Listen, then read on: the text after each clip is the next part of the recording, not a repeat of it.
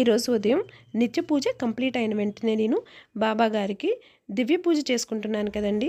దివ్య పూజ కోసం అన్నీ రెడీ చేసుకున్నానండి. ఎందుకంటే బాబా గారికి ఖాళీ కడుపుతో పూజ చేసుకుంటే ఇష్టం ఉండదు కదండి. అందుకే నేను నిత్య పూజ కంప్లీట్ అయిపోయిన వెంటనే ఇలా పీఠం పెట్టుకుని పీఠం మీద ముగ్గు వేసుకుని పసుపు కుంకుమ అక్షంతలు వేసుకుని ఒక పసుపు క్లాత్ దాని మీద పరుచుకుని అక్కడే నేను వినాయకుడిని పెట్టుకున్నానండి. పసుపుతో వినాయకుడిని చేసుకుని ఫస్ట్ వినాయకుడికి పూజ చేసుకోవాలండి. ఆ తర్వాత మనం బాబా పూజ చేసుకోవాలి. అది మనకి దివ్య పూజలో క్లియర్గా ఉంటుందండి. దివ్య పూజ కావాల్సిన వాళ్ళు మన ఛానల్లో చెక్ చేసుకోవచ్చండి. ఇలా నేను అన్నీ రెడీ చేసుకుని వినాయకుడికి పూజ చేసుకున్న తర్వాత లెగ్సి నేను వెళ్ళి ఫ్రూట్స్ తిన్నానండి. ఆ తర్వాత వచ్చి నేను మళ్ళీ దివ్య పూజ కంప్లీట్ చేసుకున్నానండి.